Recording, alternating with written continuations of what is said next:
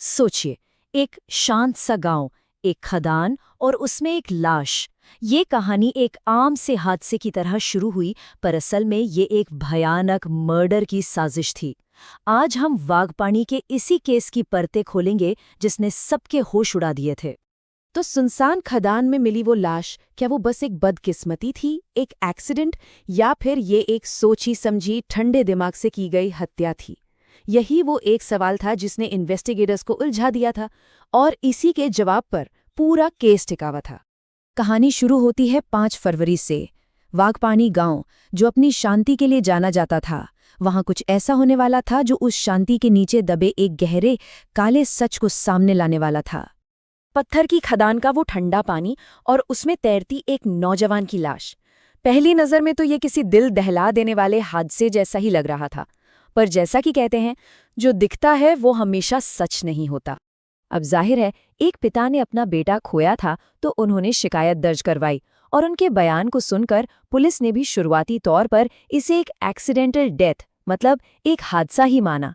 पर उस वक्त किसी को भी इस बात का जर्रा भी अंदाजा नहीं था कि सच्चाई इससे कितनी कितनी ज्यादा अलग होने वाली है।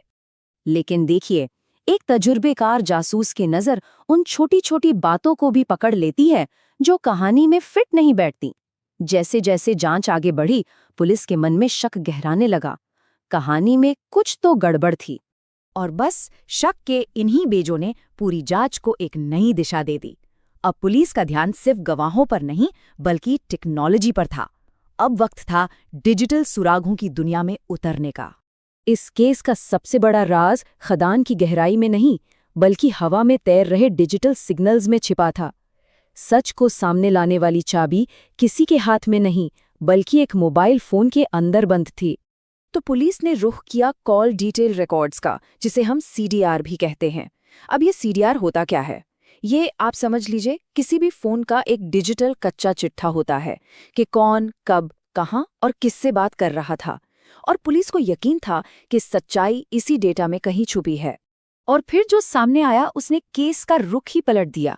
सीडीआर डेटा ने एक चौंकाने वाला खुलासा किया। मरने वाले की पत्नी घटना वाले दिन लगातार किसी दूसरे आदमी से बात कर रही थी, और तो और उन दोनों की मोबाइल लोकेशन भी उन्हें उसी खदान के आसपास दिखा रही थी।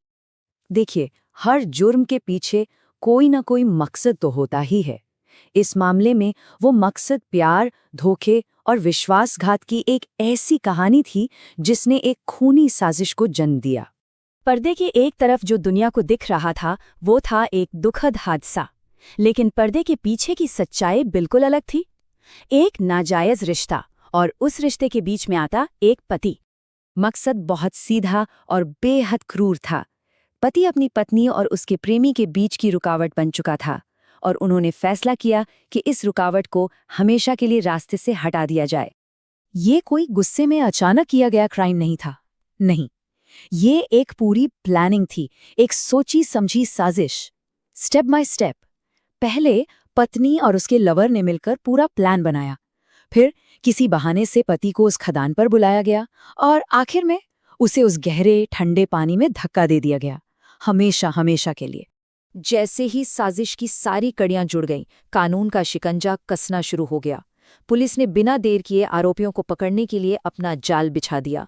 कुल 3 लोग पुलिस की हिरासत में लिए गए, और इनमें जो सबसे चौंकाने वाला नाम था वो था मृतक की अपनी पत्नी प्रतिभा का। उसके साथ साथ उसके प्रेमी और एक और साथी को भी गिरफ्तार कर लिया गया। इस कहानी में एक और दुखद पहलू तब सामने आया जब पता चला कि इस पूरे जुर्म में एक नाबालिग लड़का भी शामिल था। खैर, उसके मामले को कानून के हिसाब से अलग तरीके से हैंडल किया गया। तो कुल मिलाकर 4 लोग। जिस क्राइम को एक हादसा बताकर दबाने की कोशिश की गई थी, वो अब एक मर्डर केस बन चुका था। टेक्नोलॉजी और पुलिस की सूझबूझ ने आखिर सच को बाहर निकाल ही लिया। तो ये पूरा मामला हमें एक बहुत बड़े सवाल के पास लाकर छोड़ देता है। देखिए, टेक्नोलॉजी ने क्राइम तो सॉल्व कर दिया, सच सामने आ गया, पर क्या वही टेक्नोलॉजी रिश्तों में टूटे भरोसे को जोड़ सकती है? मतलब, टेक्नोलॉजी राज तो खोल देती है, पर क्या वो टूटे हुए दिलों को भी जोड़ पाती है? ये सोचने वाली बात है।